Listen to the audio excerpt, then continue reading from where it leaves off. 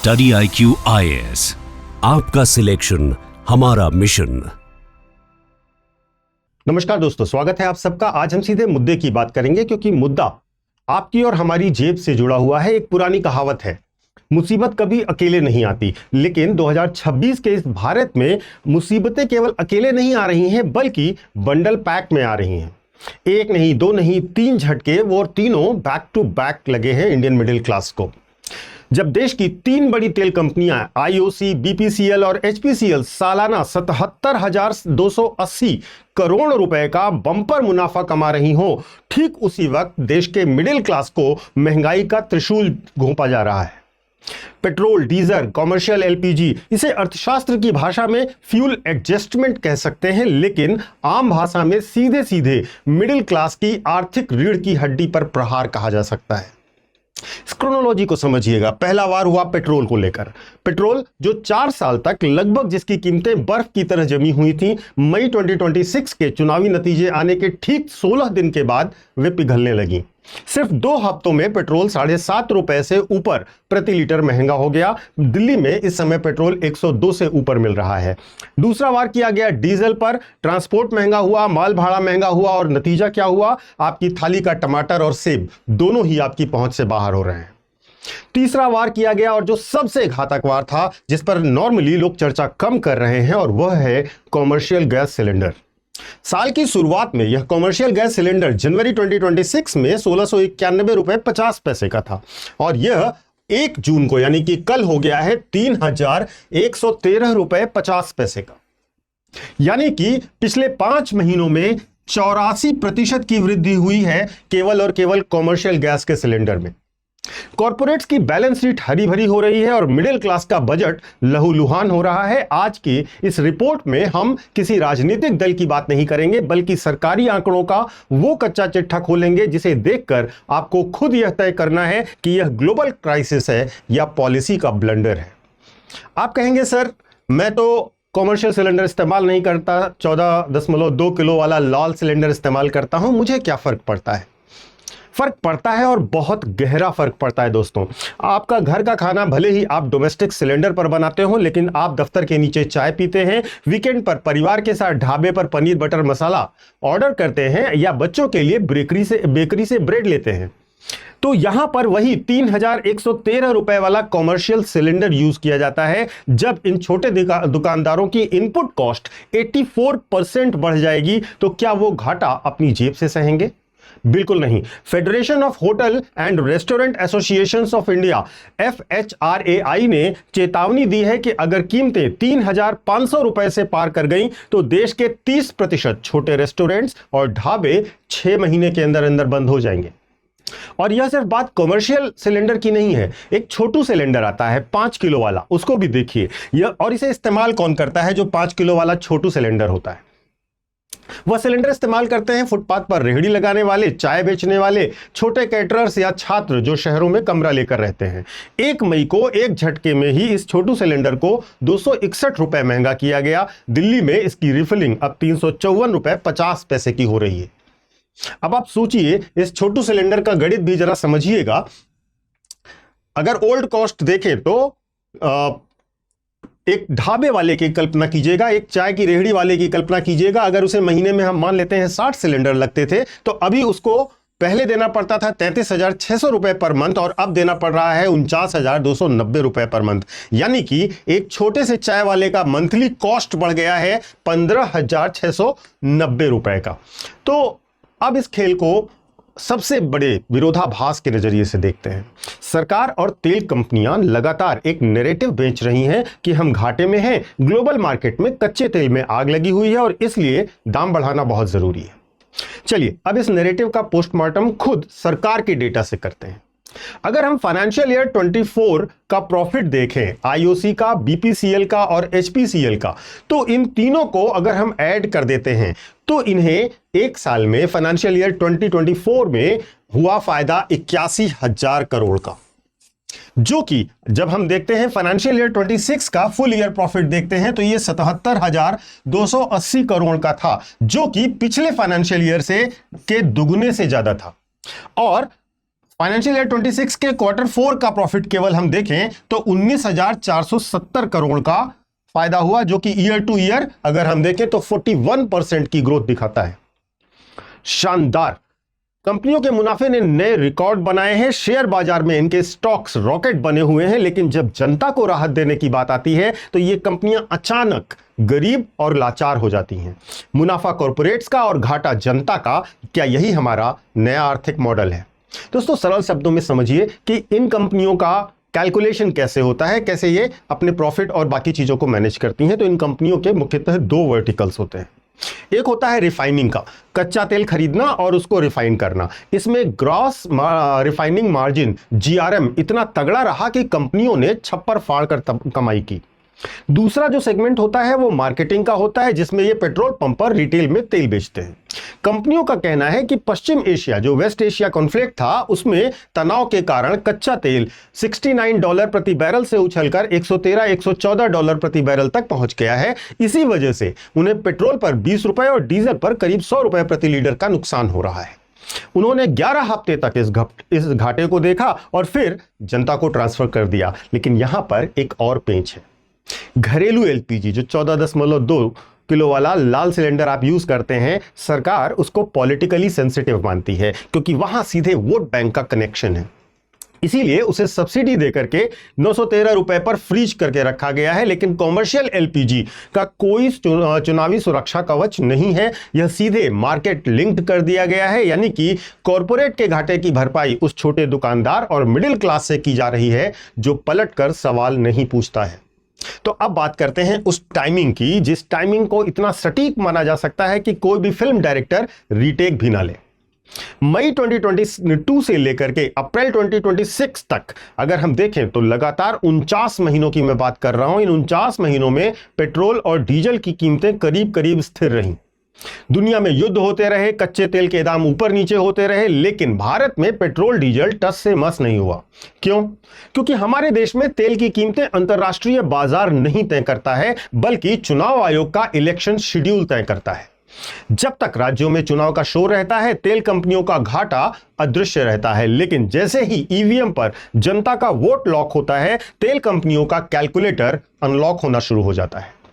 The week और बाकी media reports को जब आप देखेंगे तो असम, केरल, तमिलनाडु और पश्चिम बंगाल के विधानसभा चुनाव खत्म होने के ठीक 16 दिन बाद प्राइस हाइक की जाती है।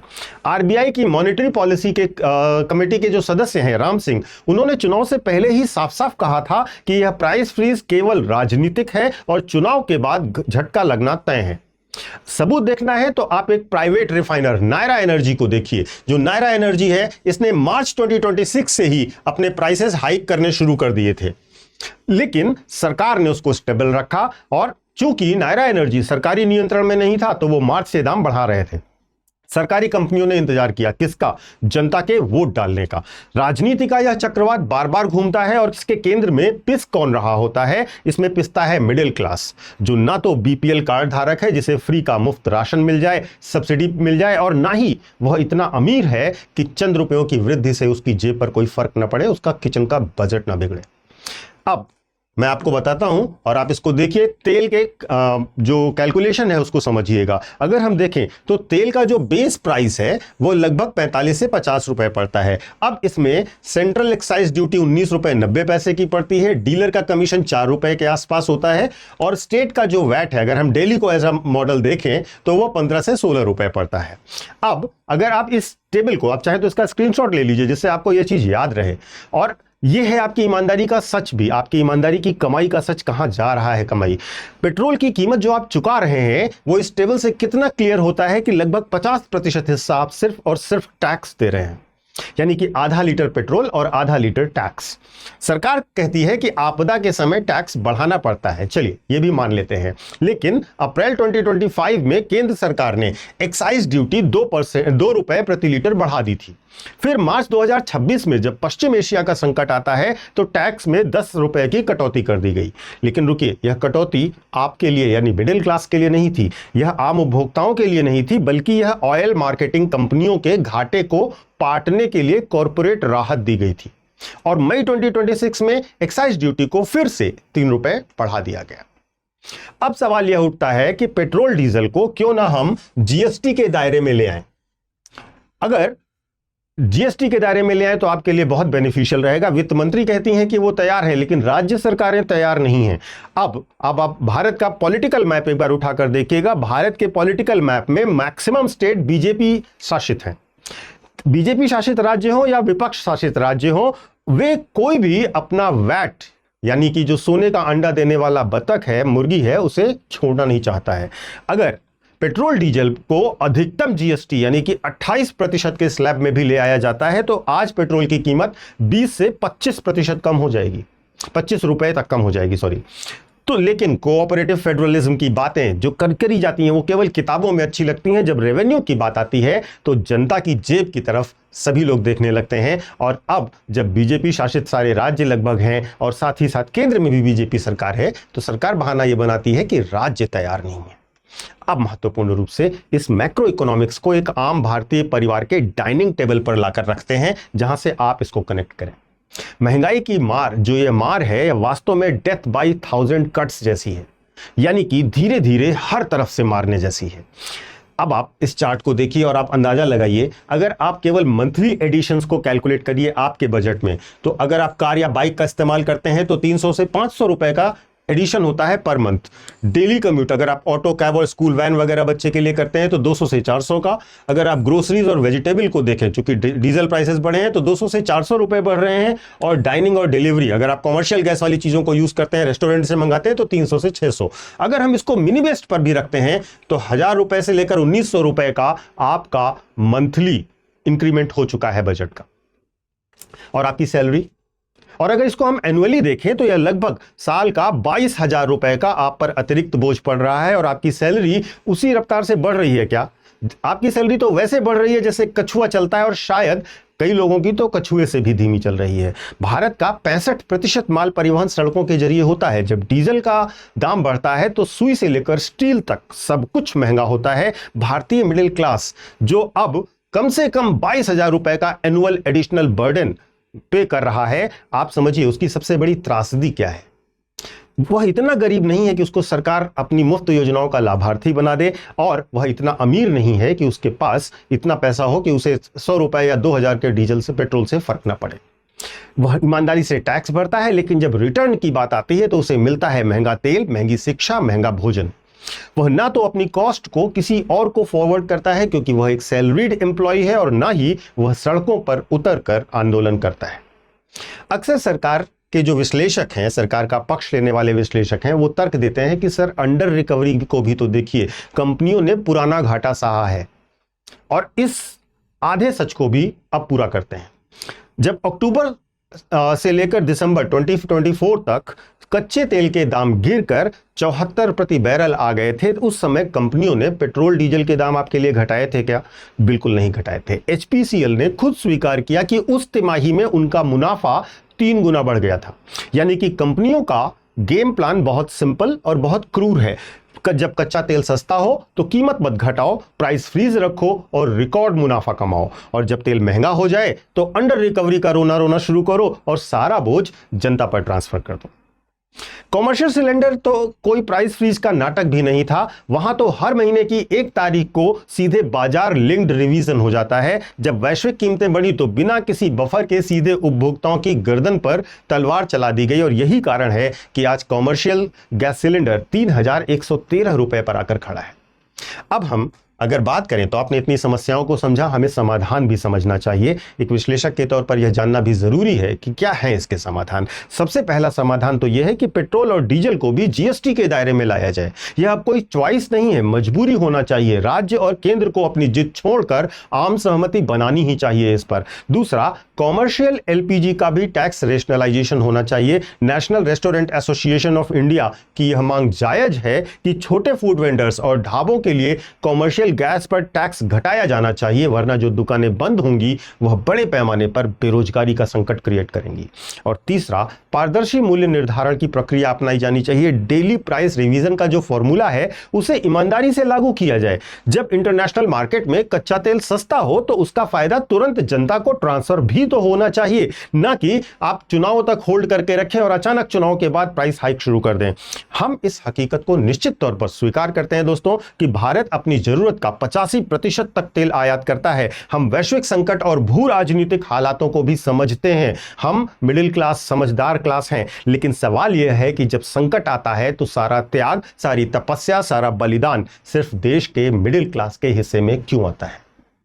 तो दोस्तों, आज की चर्चा का पूरा सार मैं आपको 3 लाइनों में बोलता हूं। पहला, पेट्रोल डीजल जिसके 4 साल के फ्रीज होने के बाद दाम चुनाव के बाद तुरंत 7.5 रुपए प्रति लीटर तक बढ़ चुके हैं। कॉमर्शियल गैस 5 महीने में 84% की ऐतिहासिक बढ़ोतरी कर चुकी है। ढाबे और थाली दोनों खतरे में आ गए हैं। और तीसरा, इसका नतीजा क्या हुआ है? तीसरा यही सबसे बड़ा नतीजा है, कंपनियों के बैलेंस शीट में हजारों करोड़ का मुनाफा दिखाया जा रहा है और आपके घर के बजट में कुछ अतिरिक्त छेद हो चुके हैं। अब फैसला आपका है कि अगर आपको यह डेटा समर्थित और तार्किक विश्लेषण ईमानदार लगा हो तो इस वीडियो को शेयर अवश्य कीजिएगा और अपने उस दोस्त के साथ जो हर हफ्ते पेट्रोल पंप पर अपनी जेब खाली कर रहा है, और उस छोटे दुकानदार के साथ भी शेयर कीजिएगा जो इस महंगाई के दौर में अपने सर्वाइवल की मांग कर रहा है। आपके शहर में कमेंट करके अवश्य बताइएगा कि इस समय पेट्रोल और कॉमर्शियल सिलेंडर के रेट क्या हैं और क्या वह इजीली अवेलेबल है, क्योंकि कई शहरों से रिपोर्ट आ रही है कि कहीं पर पेट्रोल मिल ही नहीं रहा है। और आपके आसपास होटलों या ढाबे में खाने की कीमतें बढ़ी हैं या नहीं और कितनी बढ़ी हैं, ज़रूर कमेंट करके बताइएगा। और एक बहुत महत्वपूर्ण सवाल जो मैं आपसे जानना चाहता हूं कि क्या पेट्रोल डीजल को तत्काल प्रभाव से जीएसटी के दायरे में लाया जाना चाहिए या नहीं लाया जाना चाहिए? आपकी क्या राय है, आपके क्या मत हैं, मुझसे अवश्य शेयर कीजिएगा कमेंट बॉक्स में। मैं आपको अपने सोशल मीडिया हैंडल्स भी बता देता हूं। यूपीएससी मेंटर पंकज सर के नाम से आप मुझे कनेक्ट कर सकते हो इंस्टा और टेलीग्राम पर। यहां पर आपको मेरे सारे वीडियोस के लिंक मिल जाया करेंगे। और इसके साथ साथ जो बच्चे यूपीएससी की तैयारी कर रहे हैं, अगर उनका लक्ष्य 2027, 2028 या 2029 है तो भी हमारे बैचेस से कनेक्ट हो सकते हैं। हमारे नए बैचेस 6 जून से शुरू हो रहे हैं। ये इवनिंग बैचेस होंगे और ये सारे के सारे हमारे बैचेस स्मार्ट मॉडल पर आधारित होंगे, जहां पर आपको स्ट्रक्चर्ड क्लासेस दी जाएंगी, मेंटरशिप दी जाएगी, असेसमेंट रिवीजन के साथ साथ टेस्ट का भी प्रोग्राम रहेगा। आप इसकी डिटेल्स को डिस्क्रिप्शन बॉक्स में दिए गए लिंक पर जाकर या फिर हमारे ऐप या वेबसाइट पर जाकर देख सकते हो। वहां पर आपको हमारे कोर्सेज की डिटेल्स के साथ साथ डेमो क्लासेस भी मिलेंगी, उन्हें भी जरूर देखिएगा। कोर्स को खरीदने से पहले आप पीके लाइव कोड का इस्तेमाल कीजिएगा। यह कोड आपको मैक्सिमम डिस्काउंट भी हमारे हर एक कोर्स पर, चाहे जिस भी माध्यम में हो, अवश्य दिलाएगा। Thank you so much. जय हिंद। स्टडी IQ IAS, आपका सिलेक्शन हमारा मिशन।